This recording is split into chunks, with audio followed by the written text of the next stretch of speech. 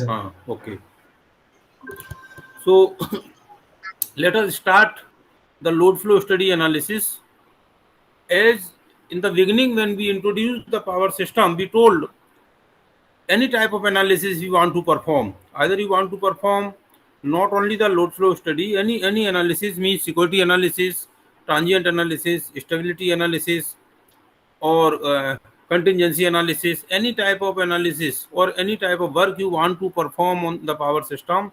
First of all, you have to have knowledge of normal conditions.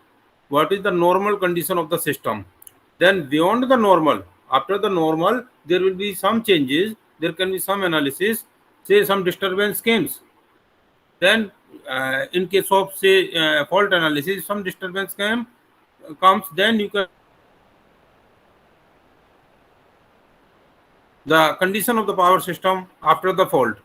But before that, we must know what are the normal condition. Until unless we know the normal condition, we cannot calculate the fault conditions. Similarly, until unless we know the normal condition, we cannot find what will happen if the load is increased, whether the system will be stable or not. So similarly, the contingency analysis or any other contingency means whether what will happen if one of the transmission line is opened. So for in each and every analysis or future planning, if you want to know what are the future of the power system after 5 years, what will happen, how much uh, extension we want to know. So for that purpose also we must know what is the present situation, what is the present status of the system. So for to understand, to know the present situation of the system, we perform the load flow analysis. It is called the power flow analysis. It is called the steady state analysis. Any name you can give it, but it is the same name. Power flow analysis, steady state analysis, load flow study, they all means the same. Now, what is this in the power system analysis? In this power system analysis, there are we know our power system has number of transmission line, number of transmission buses, number of transformer, generators, and load. So the whole system is seen as a number of buses in the system. Some of the buses where generators are connected, some of the buses where neither generator nor load is connected, and some buses some load is connected. Load means some distribution company takes the power from there. So it is called the load is connected from there is transmission system, there is distribution system. So some of the distribution system clubbed in one at a one point, lump point is called the load of the system. So transmission system is being very vast. It has number of buses, number of transmission lines, and on those and inside the transmission system also, not only transmission lines, a transformer may be there, tape changing transformer may be there, the shunt devices may be there, means SBS, control series compensation, any other FAP devices, UPFC may be connected in the transmission system inside. So the whole system consists of several devices, several equipments into the system, and just to understand normal running condition. Normal running condition means at each bus there are four parameters. Either whether what is the P, what is the Q, what is the V of the bus, what is the delta. These are the four basic parameters of each bus of the power system. So so these are the four basic parameters: P, Q, V, delta, and and if we want to calculate other things, other means if we want to what is the power flow, what is the active power flowing between the buses, means between transmission in one particular transmission line, then what is the reactive power flowing, what is the uh, complex power flowing. So these are the other things which we can calculate once we know the basic parameter of each bus. हर एक बस का एक basic जो चार basic quantities हैं, अगर आपने वो कैलकुलेट कर ली तो दूसरी चीजें इजीली आप कैलकुलेट कर सकते हैं with the help of different formulas. Now as I told, bus, what do you mean by bus? and how it is divided into the different types. At particular bus, we want from particular bus there can be feeding bus where generator is connected, some can be load bus where generators where load is connected, and so at some of the buses when means there are four type of buses, we will see later also in detail that PV bus, PQ bus, two and slack bus. There are three type of buses. So PV means where we know what is the value of active power injected and what is the voltage of the bus. If we know these two parameters, voltage and P active power into injected into the bus, it is called the PV buses. Normally all the generators, because if the generator is connected, we know what is the P flowing from that, what is the P coming out from the generator, and what is the voltage of the generator, because we can control the voltage at the generator bus. How we can control the voltage? By changing the reactive power, or by varying the reactive power of the generator, we can control the voltage. So such type of buses where generators are connected, they are normally called as PV buses. And some buses where load is connected, load means load is changing, load can change, you can change the P, you can change the Q, so these are called the PQ buses. And at some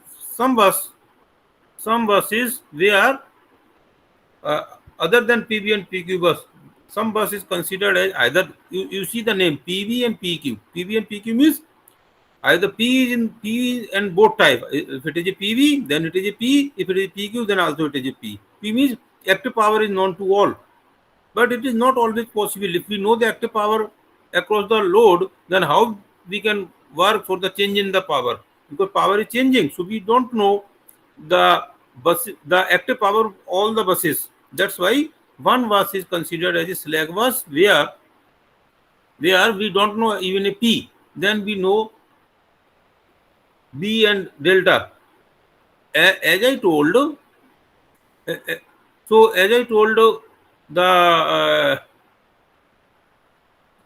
PV and PQ and V delta, these are the three type of buses into the system. Now question is that our power, we want to find out the steady state analysis, that we want to find out the normal condition of the system, the whole system. Then means how, and at the same time I told our power system network is very vast and very complex. Vast means say 100 number of buses are there, 200 number transmission lines are there. These are the basic, other than the other transformers, etc. So to solve this problem, it is very difficult. Normally, if you see nodal analysis, we can solve for 2-3 buses. If the bus means like a node means where transmission line meet, that is called the bus. So if we perform the nodal analysis, if there are 2-3 nodes, we can solve it by hand. But if the number of nodes or number of buses are 100, then we cannot solve it by hand. We have to take the help of computers. That's why it means we have to represent the whole system. If it is 100 bus system, 200 transmission line, then we have to represent the system in such a way that our computer program can understand it. That's why we need to represent the whole system into some format, that normally in the form of a matrix which is called the bibus. Means we represent the whole network into the form of bibus. Number one. Number two, in normal nodal analysis, or in KCL or KVL, these are the different techniques of solving some problem of the power system network. But here, if you see that nodal analysis, the load of the system is either in the form of the current or admittance or impedance. But here the power system, you find the load is not in the form of current or admittance or resistance, because you see, as a consumer, as a household consumer, you know very well the load is in terms of how much P and Q is there, because in the meter it is not resistance.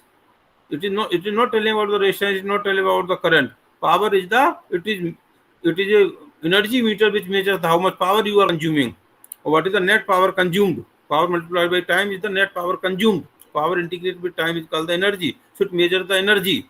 Energy meter in our houses means it measures the power. Power means voltage and current both, and voltage and current dependent on each other. Changes, current changes, then voltage also changes.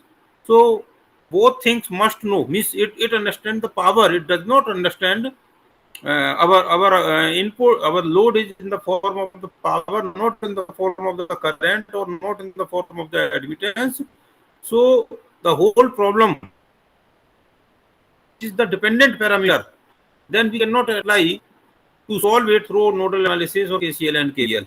That's why we need some other method to solve the big power system, that is called the load flow analysis or load flow study.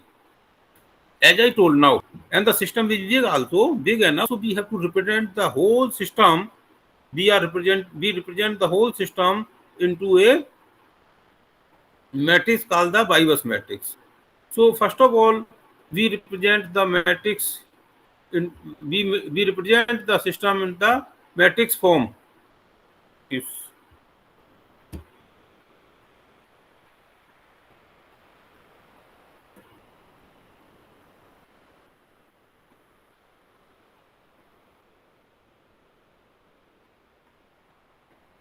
At each bus, you see here,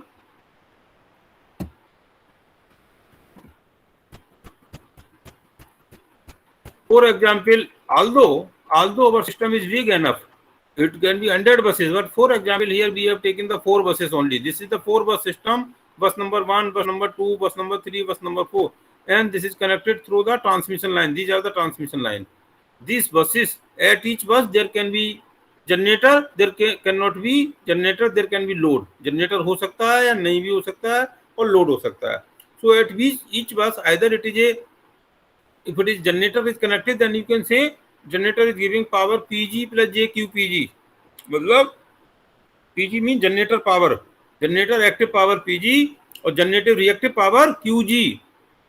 So it is PG plus JQG is the net generator power which is being injected at generator. If load is also connected, suppose at each here in place, in addition to the generator, the load is also connected, and load will be represented as a PL minus JQL, or PL plus JQL. So PL means active power, and JQL means reactive power. So now net power injected. Suppose power generated at bus is at ith bus. Say for example 1, 2, 3, 4. At ith bus, power is PGI plus JQGI. Load is PLI plus JQI KLI. Then net injected means generated minus load of that bus. Rest of the balance power is injected into the system. So we can say at bus number I, that is called the ith bus, the power injected is PGI minus PLI plus JQGI minus KLI. This is the power injected from here. At each bus, now in this example, we have considered at each generator, each bus, the generator is connected as well as load is connected. So, but it may happen that at bus number 2, load is not connected. Then this PL, this is 0. PL plus JQL is 0. Then PI plus JQI will be equal to PGI plus JQGI. At say for example, another bus number 3, only load is connected. Then this PGI, PG3 and JQG3 0. Only PLI plus JQLI is there. So you can say minus. Injected power will be minus PLI plus minus JQLI. So in this way, at some bus, either load is missing or generator is not there, or both are not there, neither PG nor QG, then it can be 0. Injected power is 0. So it means here in this example we consider SI is the power injected at ith bus. So by putting value 1, 2, 3, 4, we can find it is P1 plus JQ1, P2 plus JQ2, P3 plus JQT, Q2, and P3 plus P4 plus JQ4. This is the net power injected at different buses. And our intention is, what is the intention? Our intention is that this is the power injected. Our intention is, and as I told, that we have to represent. First of all, we have to represent the whole network into the matrix form, that is in the form of either Y bus or Z bus. And is it clear so far? यहाँ तक किसी को कुछ पूछना है? Sir ये SI है sir, ये टोटल है सर, टोटल है This चारों, SI मतलब is the चारों net जनरेटिंग स्टेशन का सर, net power in चारों generator the ith bus. At generator bus, the generated power minus load connected at this. Generator minus load, net is injected to the network. Yes. और हाँ sir ये बोलिए। Reactive sir Q GI minus QLI sir, ये reactive power कौन सी? ये reactive power, ये active power है, ये रिएक्टिव पावर है। Yes, तो sir. Total power is the complex power S. Complex power S, yes. Okay. दो पावर कॉम्प्लेक्स नेट पावर होती है, कॉम्प्लेक्स पावर होती है। Complex power is the P plus JQ net power, that is the complex power. उसमें active और reactive, और इसमें भी एक्टिव और रिएक्टिव जनरेटर में भी होगी, एक्टिव और रिएक्टिव लोड में भी होगी। So I think some of you are, all of you 100% are not from the BTech electrical engineering background. Some of you are from Tipili branch. Tipili branch से कौन है? Yes. Mukul, is there in the, are you present now? Yes, sir. Mukul. Yes, sir. Present. हाँ, sir. आप टिपिली से है ना? या electrical से सर, इलेक्ट्रिकल। बीटेक इलेक्ट्रिकल है आपका? हाँ जी सर। हाँ, but some of you are from electrical and electronics branch. So those who are from electrical and electronics branch, they might have they have studied some more subject in the BTech level, electronics related in place of this CAPSA. So that's why they need to study this. Otherwise, those who have the especially core branch of BTech electrical engineering, they might have studied all this load flow analysis. So some advance will be there here. Some advanced topics will be covered in the load flow analysis. But those who actually not studied this course earlier, they might have this basics also. They might have understand this basic also. So anyway, each transmission line, this is a transmission line. Each transmission line now is represented by a pi network, and pi network means resistance, impedance, and this you can say. So total is the impedance, resistance, and inductive impedance. Then the capacitance, yeah, or you can say susceptance. Susceptance is pi network means series and parallel. So this each line is represented by this pi network. This line is again represented by this pi network. R plus L, here L is missing. R plus L means resistance and inductance. Then the capacitance in parallel. Then similarly this and this, each line is represented a pi network. Then this network will be like this. Is it clear? Is this network clear to you? That yes, from sir. here 4-bus system we can convert this. Okay? Okay. Clear? Yes, sir. Chetna, is it clear? Hello?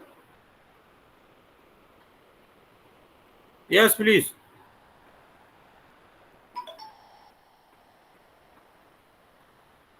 Ashok, is it clear? Yes, sir.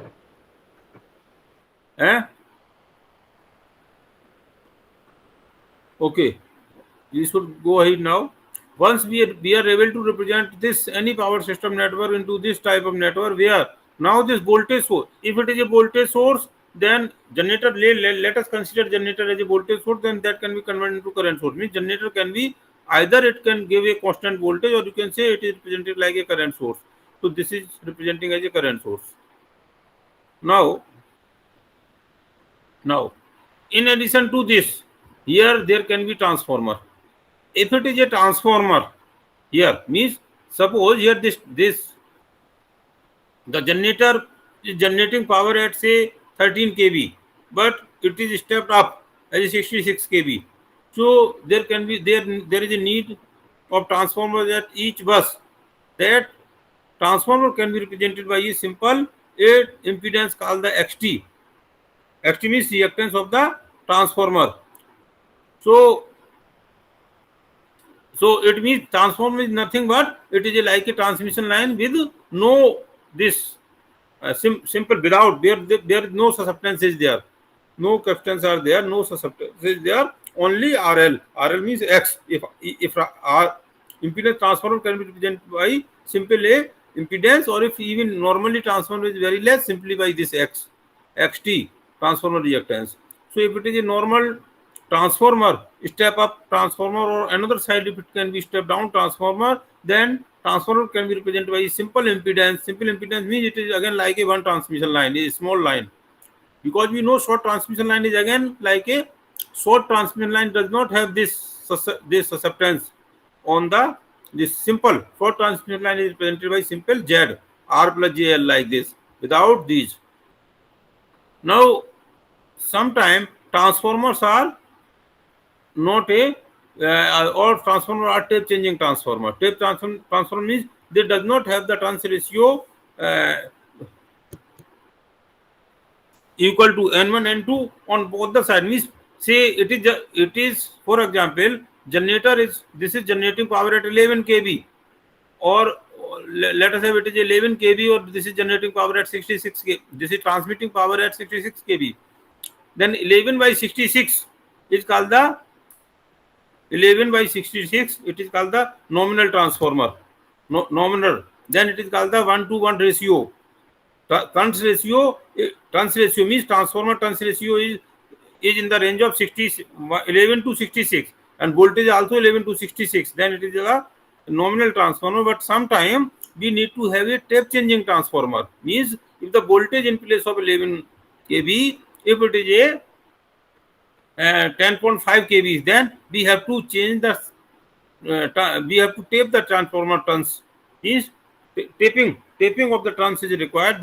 That's why all the transformer, all the two winding transformer are not the tape changing transformer. Some transformer are the tape changing transformer. Purpose of those tape changing transformer is just to change the voltage level very slightly, 10.5 to 11. Then 11 to 66 it is automatically being converted with the help of the turns ratio. Means if the turns ratio is not exactly matching, normally it is designed that say if it is 11 kV 66 kV, the turns ratio should also be in the range of 11 to 66. Then only it will convert 11 to 66. But otherwise, if you want to 10.5 to 11, then some turns ratio setting will be required. So for example, in that case, let us have some transform, because if we want to go before our intention is to represent this whole network into the bypass. That's why we have to take care of that such type of transformer also. If that is such type of transformer is there where turns ratio is not 1-to-1, then say it is a 8-to-1, means 8-to-1 ratio, turns ratio is there, then how it will be represented? Because until unless you are able to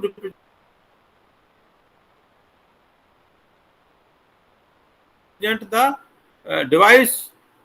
Then one example, or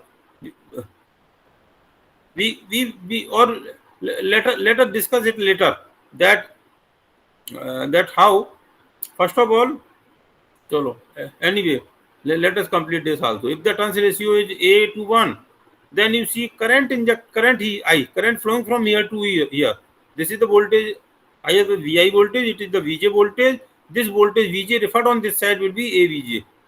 Okay, I think you might be understanding. If it is turns ratio, if voltage is VJ on the secondary side, then this voltage referred on this side will be the AVJ, and this impedance referred on this side is YT by A square. So net current flowing from to this VI, this voltage minus that second primary voltage minus secondary voltage divided by net impedance referred on primary side. This is the current IT injected from here to here, and current flowing from here to here, current flowing from J to I. This is the VJ minus this VJ minus here voltage, means this VI voltage referred on VI is the primary voltage referred on secondary side. So VJ minus this VI by A, or this is the YT. YT is the voltage of secondary side itself. That's why it is I. voltage, and they can be, you can write it Vi and Vj separately, right, in this form. Vi and Vj. Vi take this inside and this Vj on this side. Similarly, this also Vi. This is Vi and this is Vj.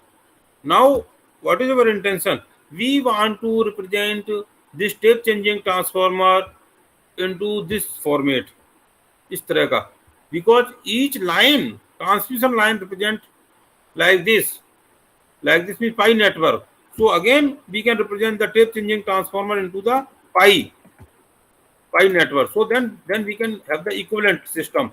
Transformer also we can represent into the pi. If it is a pi, say this is Y1 voltage, it is Y2 and Y3. Current flowing from here, current injected from here, ith bus to the jth bus. You can say this. Here also you can do Bi minus Vj, in Bi minus Vj multiplied by this admittance, and current flowing into this. What is the current flowing into this? Vi by Y2. So this again, this Vi and Vj, right? Separate form. So Vi and Vj you could write into this is one equation. Similarly, write the equation for current flowing from the jth side. So this Vj minus Vi divided by this, multiplied by this admittance, and current flowing into this Vj by Y3. This is again can write in separating such that I and J, I here and J. Now you compare these two equations. If you compare these two equations, the same. This is the current flowing from here to here, and this is current flowing from here to here. We want to represent this line with the pi network. So if you compare them, so this Y1 and Y2 and Y3 means tape changing transformer. Here you in place of Y1 you write this, in place of Y2 you write this, in place of Y3 you write this. It means it is the same. This is the same network, which is the network of a tape changing transformer. It means tape changing transformer also we can be represented into the pi network. In this way, each element of the network can be represented into the pi network. So for the above example, you see that it was a 4-bus system. Impedance or admittance from this is same. This is same as of, if you see this is same. What is the difference? इसमें उसमें क्या difference है? देखिए, इस बस पे ये जो एडमिटेंस है, ये एडमिटेंस है, और ये 1 2 3 ये सब ग्राउंड में कनेक्टेड है. So sum of the admittance will be the sum of them. Net admittance will be the sum of them. तो इसको मिला के एक इक्विवेलेंट कर दिया, इन दो एडमिटेंस को मिला के एक इक्विवेलेंट कर दिया, इन तीन को मिला के एक इक्विवेलेंट कर दिया, जो मींस लाइन बस और ग्राउंड, ये भी बस और ग्राउंड के बीच में कनेक्टेड है, तो इसको मिला के एक इक्विवेलेंट कर दिया. So then it is the same. ये नेटवर्क बन गया. It is a lumped parameter network of the above example. Is it clear or not? इसमें कुछ पूछना है? Do you want to ask something in this? No sir. कुछ नहीं पूछना चाहते? साथ के साथ पूछ सकते हैं, जिससे अगर कोई डाउट हो तो क्लियर होता जाए. No? Nobody want to ask?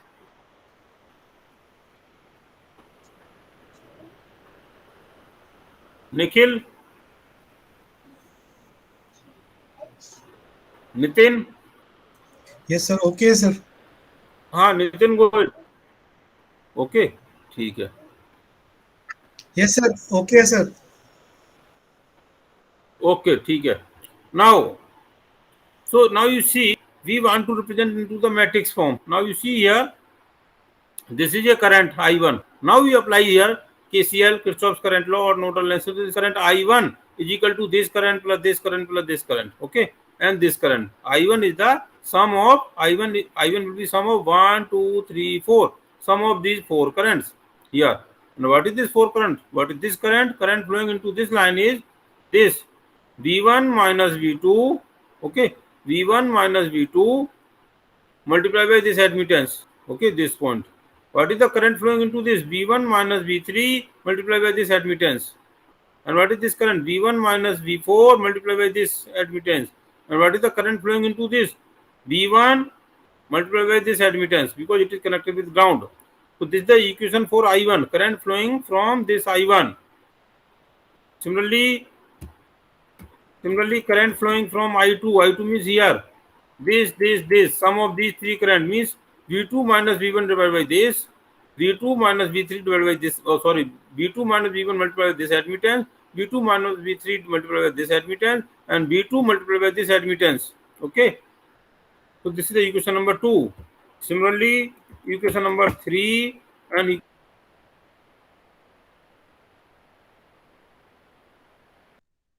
number 4 here. This I4 will be equal to this current, means V4 minus V3 here, V4 minus V3 multiplied by this admittance, V4 minus V1 this admittance, V4 multiplied by 40. So we have given this admittance name like this. Y means, you remember consciously, you see, we represent is the admittance between the line 1 and 2 y12. If impedance is given, you can convert impedance into admittance, and this admittance y12 is the admittance of line connected between 1 and 2.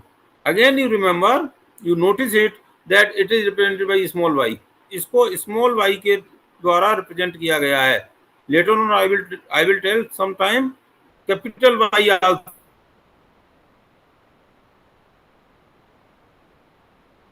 So you should differentiate the two. Here you is the whole network. This has been represented by these 4 equations. Now these 4 equations, if you can write into the matrix form, either rearranging the V1, V2, V3, V4 on one side, you can write these 4 equations into the matrix form, and this matrix will be like this.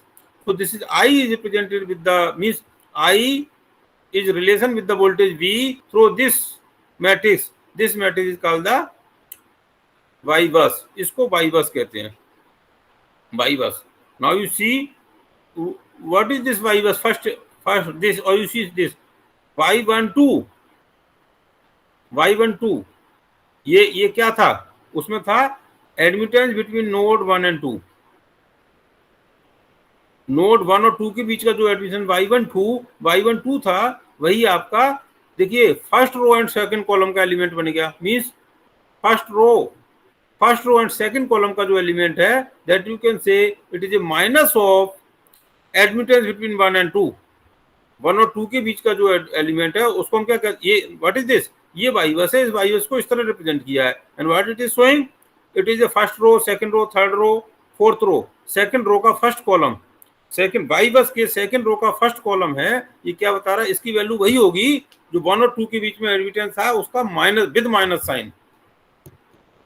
तो इसका मतलब क्या हुआ? आपको KCL KVL equation लिखने की जरूरत नहीं है. Directly from the network above, from this network, directly you can write this matrix called the Y-bus matrix. How? We know admittance between 1 and 2, वो विद माइनस साइन के बाद ये हो जाएगा 1 और 2 के बीच का, और 2 और 1 मतलब element number first row and second column, और second row and first column. Similarly first row and third column and third row and first column is Y13. Y14 first row and fourth column and fourth row and first column. This is the Y14 with minus sign. And the diagonal element Y11, Y22, Y33, Y44. What is the diagonal element? Y11 means, you see Y11 means Y10. Y10 क्या है? 1 और 0 के बीच में admittance, 1 और 2 के बीच में 1 और 3 and 1 and 4 means 1 से कनेक्टेड बस नंबर 1 या नोड नंबर 1 से जितने भी कनेक्टेड हैं एडमिटेंसेस, उनका सम जितने भी कनेक्टेड हैं. देखिए यहाँ बस नंबर 1 से 1 2 3 4 जो भी कनेक्टेड है, चाहे वो कहीं भी जा रहे हैं, चाहे ग्राउंड से जा रहे हैं, किसी दूसरे से जा रहे हैं, उन सभी एडमिटेंसेस का सम आपका Y11 हो गया. Y22 क्या हो गया? All the admittances connected but number 2, चाहे ये कहीं पे भी जा रहे हो, लेकिन इससे अगर जुड़े हुए हैं, सबका सम Y22 हो गया. So you can say, you see here this matrix Y-bus is formed in this is, and what is the size of Y-bus? If the total number of buses, total number of buses other than the ground bus.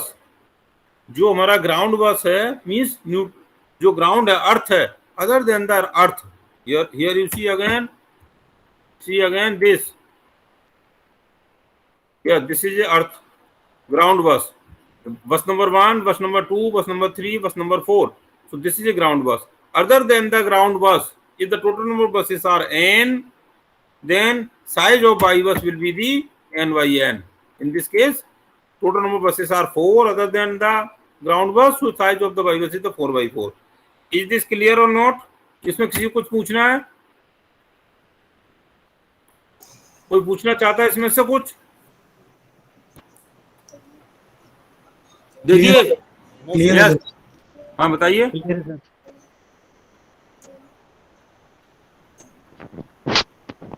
हाँ पूछना है कुछ? No, sir. Ashok? Okay. So now if you know how to form the Y bus, so we have the relation between I bus and Y bus, B bus.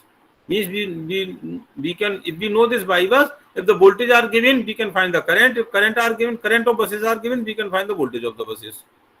By doing this, so inverse of Y bus is called the Z bus.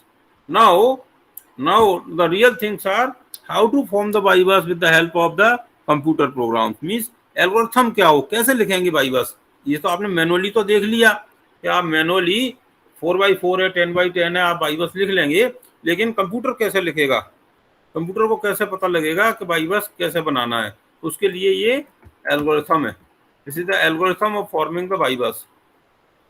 तो सबसे पहले क्या कहा, take a matrix of n by n order with all zero element. n by n का मतलब क्या, if the total number of buses other than the reference bus, or total number of buses other than the reference or other than the earth bus or other than the ground bus are n, then size will be n by n. तो आपको बताना पड़ेगा n क्या है, कितनी number of buses है. n बताएंगे, फिर आप कहेंगे कि भाई n by n का n by n का एक मैट्रिक्स बना लें जिसके सारे एलिमेंट जीरो हों. तो मैटलैब में उसका कमांड क्या है, मैटलैब का कमांड है जीरोज n by n. अगर n की जगह आपने लिख दिया n इक्वल टू 5, तो लिख देगा जीरोज 5 into 5.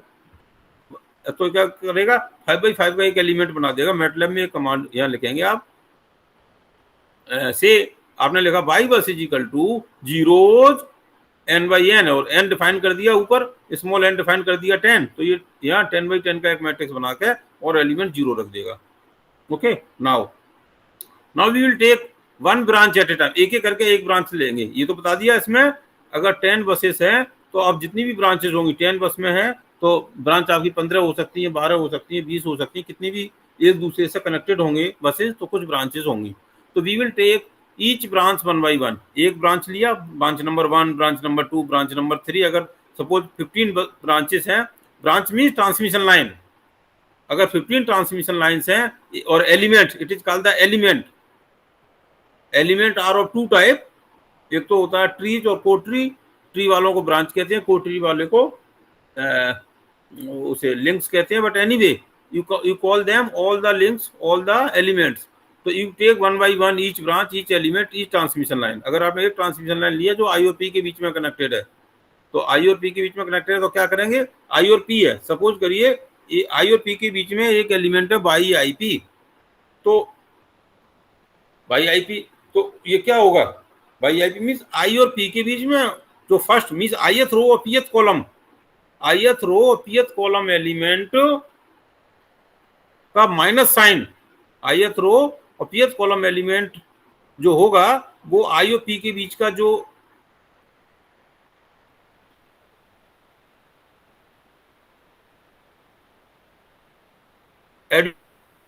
तो that's why what we do, जो पुराना एडमिटेंस है by I P means by I P, I और पी के बीच में हमने यहाँ पे तो 0 by 0 ले लिया वैल्यू, तो उसमें जब ये भी आएगा बाई आई को, तो जो ओल्ड ये 0 था उसमें ये माइनस हो जाएगा. अच्छा, पी और आई के बीच में माइनस हो जाएगा. ओके, और फिर और क्या करेगा ये आई जो मीन्स आईएथ रो और ith column element mean diagonal elements में तो इफेक्ट डालेगा. देखिए यहाँ पे यू रिमेम्बर दिस, जो जैसे सपोज ये आई और 1 और 2 ले लिया, 1 और 2 इसे और इसे चेंज कर रहा है, 1 or 2 is changing this and this, means first row and second column and second row and first column, and also it is changing y11 and y22. y11 means यहाँ y1 और 2 है ना, ये तो 11 को भी चेंज करेगा, यहाँ y12 और 22 को भी करेगा, 22 में भी 1 ये हो गया, मीन्स एक एलिमेंट आएगा वो 4 को अफेक्ट करेगा। 4 इसके अंदर 4 जो एक अगर आपका ट्रांसमिशन लाइन में एक एलिमेंट लिया, वो इसके 4 एलिमेंट मीन्स वाई बस के 4 एलिमेंट को अफेक्ट करेगा। यहाँ देखिए y13 है तो 13 को, 31 को, 11 और ये 11 को, 33 को ये अफेक्ट करेगा। तो दैट्स वाई, हाँ that's why here you see, जैसे आई और पी के बीच में लिया तो ये 4 चेंजेस होंगे, इसमें 4 चेंजेस करेंगे, फिर नेक्स्ट ट्रांसमिशन लाइन लेंगे, नेक्स्ट एलिमेंट लेंगे, next, so we will take all element 1 by 1 और इसको रोटेट करते जाएंगे, फॉर लूप लगा के या व्हाइल लूप लगा के इसको हम रिपीट करते जाएंगे। जैसे ही सारी ब्रांच कंप्लीट हो जाएंगी तो ये कवर हो जाएगा। अब आया अदर देन दिस, कुछ नोड ऐसी होंगी, देखिए इसके अलावा कुछ नोड ऐसी होती हैं जो आई और पी नहीं, 2 के बीच में कनेक्ट नहीं हो रहा, 1 और 0, 2 और 0, 3 और 0 में कनेक्टेड नहीं है। ऐसी नोड क्या करेंगे, ऐसी नोड को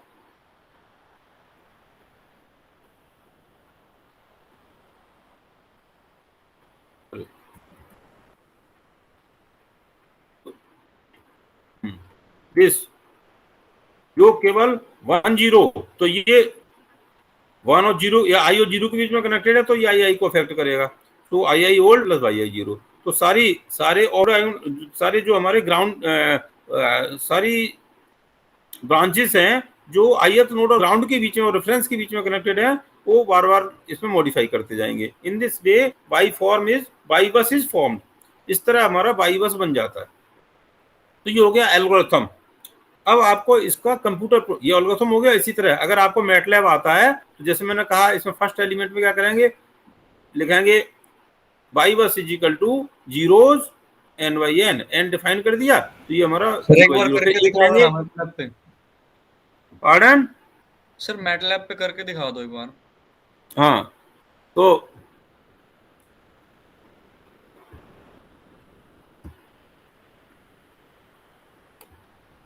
देखिए ये एक मैटलैब में बाई बस बनाया है। इसमें क्या किया है, सबसे पहले तो इसमें एक जगह कहीं ना कहीं डाटा लिखेंगे, मीन्स कहीं ना कहीं आप लिखेंगे ना, जैसे हमने कहा एक एलिमेंट लें, एक एलिमेंट लेंगे। तो सपोज फॉर एग्जांपल हमने एक ऐसा main program, suppose for example नहीं, सपोज एक ये कहीं हमने डाटा लिखा है, ये बस डाटा, सपोज ये लिखा है कि एक ऐसा नेटवर्क है, ये बता रहा है फर्स्ट बस और सेकंड बस के बीच में ये रेजिस्टेंस है, ये रिएक्टेंस है, मतलब ये एडमिटेंस है। वी नो, या तो एडमिटेंस गिवन होगा, नॉर्मली इंपीडेंस गिवन होता है, इंपीडेंस में आर और एक्सएल सेपरेटली गिवन होता है। तो रजिस्टिव एंड इंडक्टिव, आर 1 और 2 के बीच में ये आर और एक्स है, और ये क्या 1 और 2 के बीच में ससेप्टेंस, जैसे हमने अभी देखिए, इसमें देखिए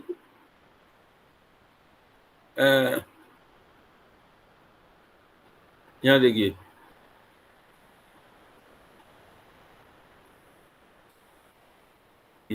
वन और 2 के बीच में यहाँ आपको रेजिस्टेंस और क्या रिएक्टेंस गिवन हो सकता है। तो आर और एक्स गिवन हो सकता है, या एडमिटेंस नॉर्मली आर और एक्स गिवन होगा, इंपीडेंस मींस आर और एक्स। और 1 और 2 के बीच में ये कनेक्टेड है, और 1 और 2 के बीच में जो ससेप्टेंस है मींस, और ऊपर आइए यहाँ पे, ये जो ये लाइन है 1 और 2 के बीच में लाइन में ये आर और एक्स, और इस तरफ ये कैपेसिटिव रिएक्टेंस इधर, कैपेसिटिव रिएक्टेंस हियर। तो you can say it is A susceptance, capacitive reactance है, उसको हम 1/s करके ससेप्टेंस का आधा, पूरी ट्रांसमिशन लाइन का जो टोटल ससेप्टेंस है, हाफ इधर रिप्रेजेंट करते हैं, हाफ इधर रिप्रेजेंट करते हैं। आप you know pi network representation, तो इसका कह सकते हैं half of the susceptance b/2 is here, b/2 is here, rnx। तो हरेक ये ट्रांसमिशन जो हमारा पूरा सिस्टम है, ट्रांसमिशन सिस्टम है, उसमें हर एक लाइन 1 और 2 के बीच में कनेक्टेड है। इसके 4 पैरामीटर, 1 2 और ये b/2 3, ऐसे इस लाइन का आर एक्स और ये बी बाई टू और B by two, similarly R X और इसका बी बाई टू, ऐसा हर एक का गिवन होगा। तो हमने यहाँ देखिए पहले कुछ गिवन होना चाहिए तभी तो प्रोग्राम लिखेंगे। तो सपोज यहाँ पे ये गिवन है 1 और 2 के बीच में इतना आर है, इतना रेजिस्टेंस है, इतना ससेप्टेंस है। साथ में इसने ये कह दिया कि टेप चेंजिंग ट्रांसफार्मर रेशियो 1 है, मींस वन नॉमिनल है जिसमें टेप चेंजिंग नहीं है। जैसे हमने आपको कहा था अगर टेप चेंजिंग है तो हमने उसमें मॉडिफिकेशन करते हैं रेजिस्टेंस इंडक्टेंस में। वो जो हमारा नेटवर्क है उसमें पाई नेट में कन्वर्ट करने के लिए जो फॉर्मूला अभी दिखाया था, तो सपोज ये टर्न्स रेशियो 0.96 है तो वोल्टेज ये 1 इसके अकॉर्डिंगली आर और एक्स में चेंजेस आएंगे। तो anyway this is the input data. केवल हमने कंप्यूटर को ये फीड करना है, जो नेटवर्क जो हमने फिगर था उस फिगर को बताना है कि कैसे ये डाटा गिवन है। ये Y it is not Y bus, it is the input data which you will feed to the. आपने एक इनपुट के फॉर्म में एक डाटा दिया 1 और 2 के बीच में ये है, 2 और 3 के बीच में है, 2 और 7, कोई भी 5 बस 6 बस या 100 बस। ये तो एग्जाम्पल है, दिस इज एग्जाम्पल से 20 बस सिस्टम है, कोई भी है 20 बस सिस्टम है, सबका बता दिया। But anyway even if it is 4 बस सिस्टम, ऐसा होता अगर 1 2 2 3 3 4 4 5 5 6, अगर ये 4 बस सिस्टम होता तो केवल इतना डाटा गिवन होता। तो ये डाटा गिवन है। चलो अब ये जब डाटा गिवन है, अब हम क्या करेंगे, इस डाटा को यूज करके हमने इसमें ये बनाना है। डाटा ऊपर गिवन है तो सबसे पहले तो यहाँ लिखेंगे, देखिए सबसे पहले हमने कहा लाइन डाटा का जो प्रोग्राम, ये कहेंगे जैसे ही लाइन डाटा, तो ये उस प्रोग्राम से उस प्रोग्राम को ओपन कर लेंगे। सबसे पहले लाइन डाटा करेंगे तो उस प्रोग्राम को रन करेंगे, वो प्रोग्राम ओपन होते ही वहां से ही पढ़ लेगा लाइन डाटा। लाइन डाटा में इसने देखिए ये क्या कह रहा है, all rows and first column. यही तो आपने मैटलैब को अगर अभी स्टडी किया है, जैसे मैंने कहा था बेसिक कमांड समझ लें, तो all rows and first column line data का वो एनएल में कर दिया। यहाँ अगेन देखो इसमें फिर आ जाओ, जो ये लाइन डाटा खोल रहा है और रोज, ये रोज है ना, ये सब रोज है, इसका फर्स्ट कॉलम है। तो रोज सारे और फर्स्ट कॉलम मीन्स ये जो एलिमेंट है ये एक एक यहां से लेके ये सब एक कॉलम मैट्रिक्स, ये जो कॉलम मैट्रिक्स है ये किस में ले लेगा, एनएल में। ये एनएल के अंदर सारा कॉलम मैट्रिक्स आ जाएगा मीन्स, और एनआर के अंदर सेकंड कॉलम आ जाएगा, थर्ड, सारे जो हमारा लाइन डाटा था उसका थर्ड कॉलम था वो रेजिस्टेंस का एक कॉलम मैट्रिक्स हो गया, एक्स फोर्थ कॉलम का इसमें आ गया, रिएक्टेंस हो गया, सिंगल कॉलम मैट्रिक्स बन गया ये। और जे टाइम ससेप्टेंस है तो ये ससेप्टेंस का एक कॉलम बन गया। ये बता रहा है केवल 6th में टेप चेंजिंग ट्रांसफार्मर क्या है, ए, क्योंकि वो फॉर्मूला में आपको चेंज करना है। फिलहाल इसको आप भूल जाएं थोड़ी देर के लिए, केवल ये ध्यान रखें। और देखो ये क्या कह रहा है, पहले तो उसको पढ़ेगा ना, लाइन डाटा को पढ़ के ही समझने की कोशिश करेगा मैटलैब में। तो लेंथ लाइन डाटा के, ये लाइन डाटा ना, लाइन डाटा के और रोज का फर्स्ट कॉलम मीन्स ये जो हमारा कॉलम मैट्रिक्स था एनएल, इसकी जगह एनएल आ गया। लेंथ ऑफ एनएल तो ये बता देगा, उसको 1 2 3 4 5 गिन लेगा, गिन के बताएगा एन बी आर कितने ब्रांचेस हैं, जितनी ब्रांचेस होंगी देखिए। और फिर आप वहीं पे आ जाओ, यहाँ पे इनको गिन लें, जितनी first branch, second branch, third branch, ये सब ब्रांचेस हैं या ट्रांसमिशन लाइन है, ये सब ट्रांसमिशन लाइन है। इसको गिन लेगा 1 2 3 4 5 6 7, वो कह देगा N B are number of branches या नंबर ऑफ ट्रांसमिशन लाइन्स। यहाँ पे उसने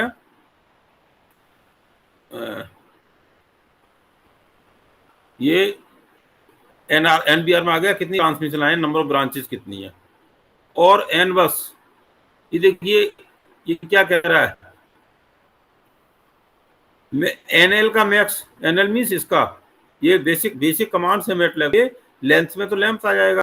जब हमने कहा एनएल, ये एनएल क्या है, ये कॉलम मैट्रिक्स था, उसका मैक्सिमम वैल्यू, मैक्सिमम अगर 5 बस सिस्टम है तो कहीं 1 2 3 4 5 होगा, क्योंकि 26 बसता में तो 60 जो भी होगा उसकी वैल्यू यहाँ ले लेगा। ऐसे ही एनआर की वैल्यू ले लेगा, दोनों का मैक्सिमम और उन दोनों का भी फर्दर मैक्सिमम ये आ जाएगा। मीन्स इसमें अगर 26 बस सिस्टम है तो एन बस की जगह 26 आ जाएगा, 4 बस सिस्टम है तो एन बस इक्वल टू 4 आ जाएगा, केवल ये एक डिजिट आ जाएगा यहाँ पे 4। अब Z is R plus J X, एक ये इम्पीडेंस मैट्रिक्स हो गया, इम्पीडेंस मैट्रिक्स जिसमें आर, ये आर के अंदर रेजिस्टेंस है, एक्स के अंदर रिएक्टेंस है, दोनों आर प्लस जे एक्स, इसका दिस हो गया। नाउ देखिए वंस आपने, मैंने कहा मैटलैब के बेसिक कमांड वंस, वंस मतलब क्या, NVR, NVR means number of branches. ये देखिए कितनी कितनी ट्रांसमिशन लाइन है, अगर सपोज 4 बस सिस्टम और 5 ट्रांसमिशन लाइन है, तो ये 5 ट्रांसमिशन लाइन्स मीन 5/1, 5/1 का मतलब 5 रोज एंड फर्स्ट कॉलम, ये भी कॉलम मैट्रिक्स हो गया। वंस मीन्स हर एक में 1/1 मीन्स ऐसे कॉलम में वंस एनवीआर 1 है तो 1 1 1 1 ऐसा करके कॉलम मैट्रिक्स बन जाएगा। Divided by Z, divide by Z means इसको डिवाइड करेंगे, ये अगर कॉलम मैट्रिक्स है और ये भी कॉलम मैट्रिक्स तो डिवाइड नहीं होंगे, ये सिंपली क्योंकि डिवाइड यहाँ डॉट रखा है, ये बेसिक कमांड है मैटलैब का, डॉट रखा है, इसका मतलब क्या है, एलिमेंट टू एलिमेंट डिवाइड हो जाएगा। 1/z1, 1/z2, 1/z3 ऐसे होगा, ये बाई 1 बाई 2 बाई 3 आ जाएगा, मतलब बाई के अंदर 1/1 बाई 2 बाई 3, मतलब सभी ट्रांसमिशन लाइन की जो इम्पीडेंस थी वो एडमिटेंस में कन्वर्ट होकर इकट्ठी हो गई। अब इसका मतलब हमारे पास एडमिटेंसेस आ गए, एडमिटेंसेस आ गए का मतलब देखिए जैसे यहाँ अभी मैंने आपको यहाँ बताया था पेज डाउन, ये अगर रेजिस्टेंस, अगर इम्पीडेंस गिवन है तो आप इसको एडमिटेंस में कन्वर्ट करेंगे ना, तो ये कंप्यूटर ही करेगा, उसने कर दिया, ये इसको एडमिटेंस में कन्वर्ट कर दिया। अब करने के बाद में अब ये लिखना है, एडमिटेंसेस पता लग गए, ये बनाना मतलब ये बनाना है। तो ये बनाने के लिए अब देखिए, अब हमने जैसे आपको इसमें ये एल्गोरिथम जो अभी बताया था,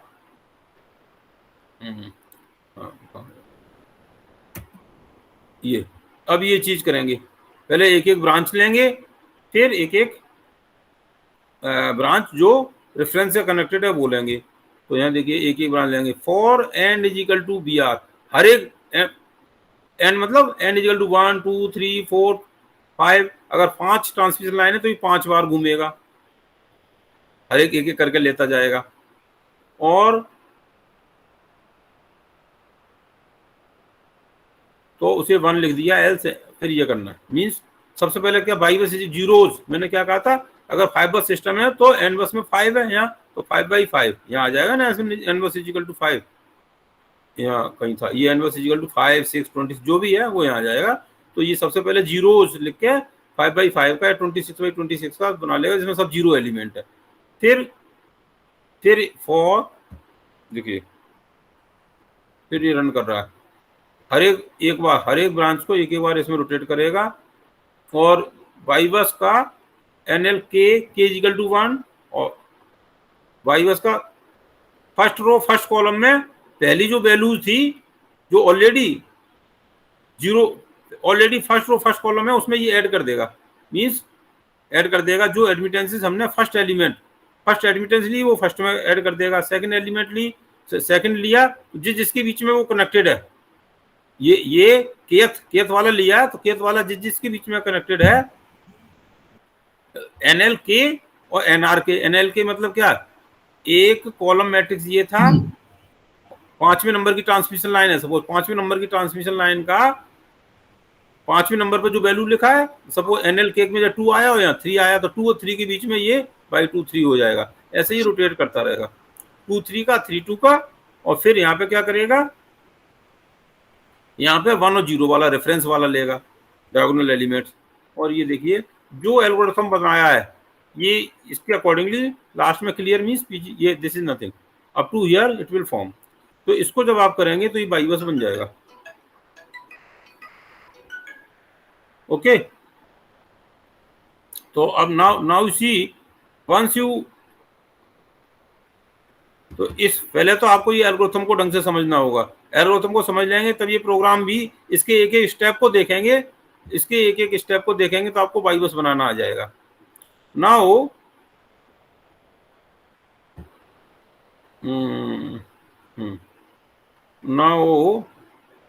now let us give some numerical question to you that class sir class है, थोड़ा सा किसी क्लास है 2 मिनट का अगर टाइम देना तो मैं आपको एक वो दे देता थोड़ा सा देखिए सर मैट लैब तो सर बिल्कुल भी चलाना नहीं आता सर, अभी अभी इंस्टॉल भी नहीं सीखना, हुआ। मैंने कहा था सीखना पड़ेगा, साथ साथ सीख लोगे, साथ साथ भी सीख सकते हो।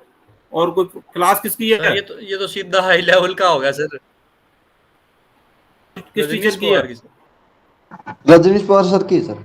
हाई नहीं, ये हाई नहीं होगा, ये बहुत बेसिक है, इसके बाद ही स्टार्ट। अगर ये समझ में नहीं आया तो आगे ये you are suppose to know this from the BTech, ये बीटेक में आपको आना चाहिए था। इसके बाद यहाँ तक जो भी है ना वो कुछ एग्जाम में नहीं आया, जो तक मैंने पढ़ाया है वो एग्जाम में सर कुछ भी नहीं इनमें से आएगा।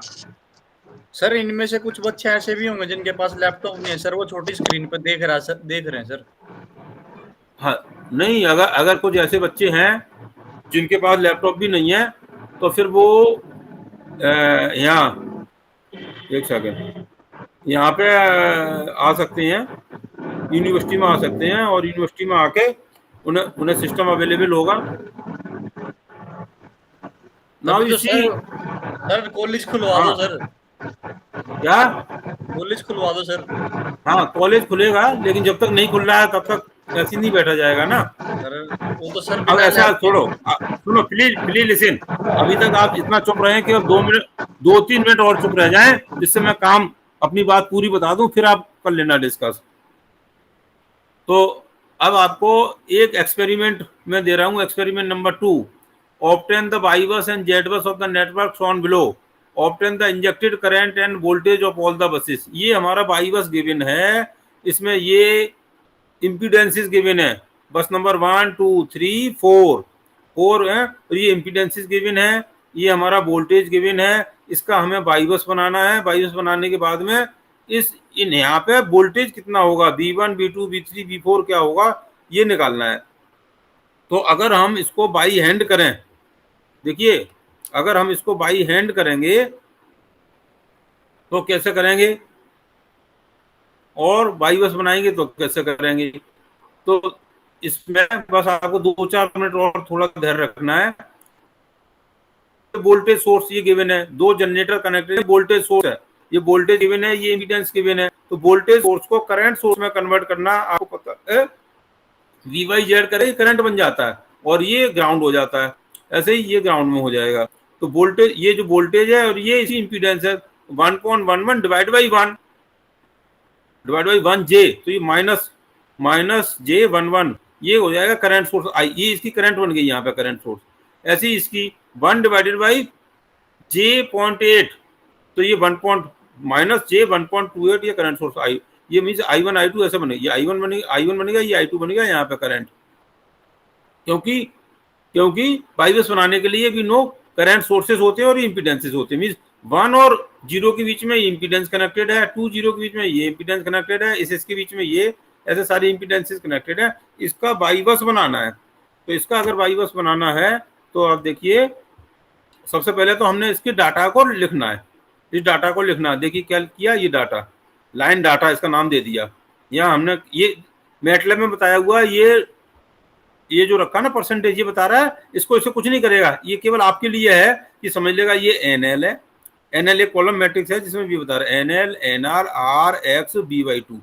क्या बनेगा, 0 और 1 के बीच में आर कितना है, एक्स कितना है, 0 और 2 के बीच में आर कितना है, एक्स कितना है, 1 और 2 के बीच में आर और एक्स, 1 और 3 के बीच, ये हमने डाटा दे दिया। BY2 कोई सब्सटेंस नहीं था, सिंपल था, सिंपल एलिमेंट है, तो ये भी 0 है, रेजिस्टेंस भी 0, केवल रिएक्टेंस है, और कोई टेप चेंजिंग ट्रांसफॉर्मर नहीं है, सिंपल, तो इट इज 1 1 1।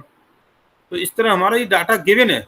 इससे बाई बस बनाने के लिए हम क्या करेंगे, जैसे ये बाई बस जैसे ये प्रोग्राम है, ये प्रोग्राम लिखेंगे, लाइन डाटा ये हमने इनपुट दे दिया। अब का बाई बस, जैसे ही बाई बस करेंगे तो ये उसे आपकी डायरेक्टरी के अंदर, हमने आपको बताया था सारे प्रोग्राम अपनी एक डायरेक्टरी बनाओ अपने नाम से, उसके अंदर बाई बस का प्रोग्राम लिखो, और जैसे ही आप बाई बस लिखेंगे उस प्रोग्राम को कॉल कर लेगा, यहाँ पे वही प्रोग्राम आ जाएगा ये वाला। जैसे यहाँ इस प्रोग्राम का नाम सपोज करिए इस प्रोग्राम का नाम एस के फंक्शन बाई बस है सपोज। तो अगर इसका नाम एस के फंक्शन बाई बस है, कहाँ गया,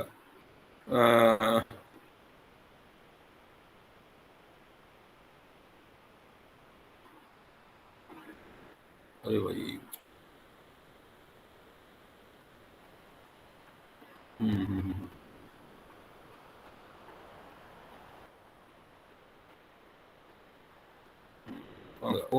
गूगल क्लासरूम मांगे भाई। हाँ ये रहा।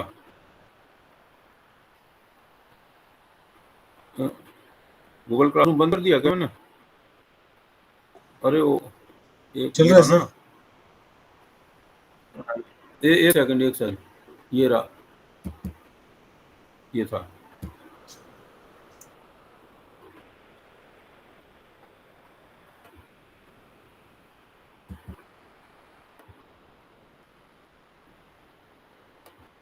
ये देखिए,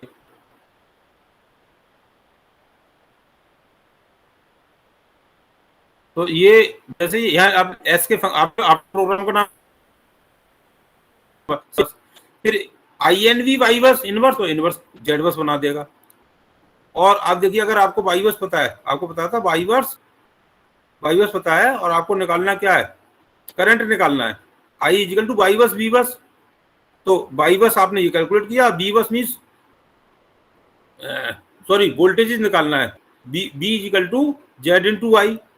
तो जेड बस इनवर्स का जेड बस आ गया, I1 I2 I3 अभी आपने कैलकुलेट किया था, जेड बस इंटू आई बस करेंगे तो बी बस मीन हर एक बस का आपको वोल्टेज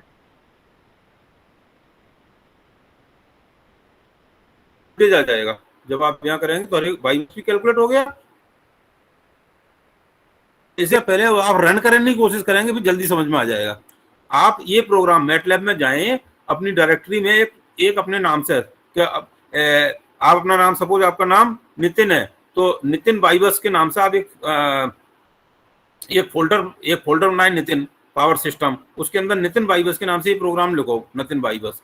तो वाई बस में ये प्रोग्राम लिखेंगे आप, ऐसे सिंपली ये चीज लिख दो। जब आप ये लिखेंगे ना, और यहाँ पे एक दूसरा प्रोग्राम लिखें, दूसरा प्रोग्राम उसी डायरेक्टरी में दूसरे प्रोग्राम लिखें। यहाँ सपोज एस के फंक्शन वाई बस के नाम से लिखा है, तो ये प्रोग्राम, ये वाला प्रोग्राम लिखें। और जब आप ये प्रोग्राम लिखेंगे, यहाँ पे कॉल करेंगे, हाँ चला जाता ये बार, हाँ ये रहा। तो जब आप यहाँ पे से कॉल करेंगे तो ये वाई बस बना देगा, यहाँ पे जेड INV वाई बस लिखेंगे, जेड बस बना देगा, I equal to Z, I equal to this, I is given, आप इसे देंगे, और जेड इंटू वाई करेंगे तो वी आ जाएगा, V1 V2 V3 4 आ जाएगा। इसे आप बाई हैंड, इसे आप करके देखिए। जब आप इसे करके देखेंगे तो आपको वही रिजल्ट आएगा जो मैनुअली इसे सॉल्व करेंगे, फिर आपका कॉन्फिडेंस लेवल बन जाएगा। तो एज ए एग्जाम्पल इसे आप मैनुअली सॉल्व करिए, फिर आप बाई मैटलैब प्रोग्राम सॉल्व करिए, फिर आपका कॉन्फिडेंस बनेगा, जिससे नेक्स्ट लेक्चर फिर समझ में आने लगेगा। ओके, अब किसी को कुछ पूछना है तो पूछ लो। अब किसी को कुछ पूछना है, कुछ कहना है तो कर लो। yes. हाँ जी बोलिए। यस प्लीज, किसी को कुछ पूछना चाहते हो? रजत सर ये चाहते, सर ये है कि सर जो लेक्चर ले तो PDF शेयर कर दिया करो सर। वो तो मैं आप इस पे जाके देखेंगे ना, शेयर मिलेगा। अभी आप ओपन करेंगे लेक्चर नंबर 3 के नाम से, तो जो कुछ भी मैंने पढ़ाया है वो उसमें मिल जाएगा। तीन फाइल मिलेंगी गूगल क्लासरूम पे। एक पे तो मैटलैब का वाई बस का प्रोग्राम एज इट इज मिलेगा, वहां से आप कट एंड पेस्ट भी कर सकते हैं, डाउनलोड करके और मैटलैब में ले जाकर पेस्ट कर लो, समझने की कोशिश कर लो, पेस्ट कर लो। दूसरा जो ये न्यूमेरिकल जो दिया है PDF फाइल, जो अभी फिगर आपका स्क्रीन पे दिखाई पड़ रहा है, नेटवर्क जो क्वेश्चन सॉल्व करने के लिए दिया वो मिलेगा। तीसरे पे आपको जो ये वीडियो रिकॉर्डिंग हो रही है ये अपलोड हो जाएगी थोड़ी बहुत देर में, 15-20 मिनट में, जैसे ही आएगा ड्राइव पे इसको अपलोड कर दूंगा। तो हर चीज़ आपको लेक्चर नंबर 3 के फोल्डर में गूगल क्लासरूम में मिल जाएगी। ओके, फिर भी आप अभी कुछ क्वेश्चन इससे रिलेटेड आ रहे हैं तो वो क्वेश्चन पूछ लें, और नहीं तो आप नेक्स्ट क्लास में भी पूछ सकते हैं। बेटर ये होगा सारे लोग एक ग्रुप बना लें, उसमें आपस में भी डिस्कस करें। बहुत बार होता है ना, कुछ लोगों को कुछ नॉलेज होती है, कुछ को नहीं होती है, एक दूसरे से समझ लें। जब पूरी क्लास को कुछ समझ में नहीं आए, कोई ऐसा चीज हो तो पूरी क्लास को समझ में नहीं आ रही है, तो वो आप या तो पीएचडी वाले हैं वो इसे नितिन को, और एमटेक वाले हैं अशोक को, वो ट्रांसफर कर दें। वो फिर मुझसे इंडिविजुअल उस क्वेश्चन को पूछ लेगा, वो मैं इस पर फिर क्वेश्चन का आंसर भी उसे बता दूंगा और इसका अपलोड भी कर दूंगा। ठीक है, individual it is very difficult कि आपको हर एक को मैं व्हाट्सएप के इंडिविजुअल जवाब दे पाऊँ और इंडिविजुअल हैंडल कर पाऊँ। आप इससे क्या होगा, सब एक दूसरे को आप हेल्प करेंगे। फाइनली जो पूरी क्लास को नहीं आएगा वो क्वेश्चन आप मुझसे पूछें। ठीक है, और अभी फिलहाल कुछ पूछना है या नहीं सर, ये रिकॉर्डिंग कम बंद कर दे रहा हूँ? ठीक है सर। ओके नितिन।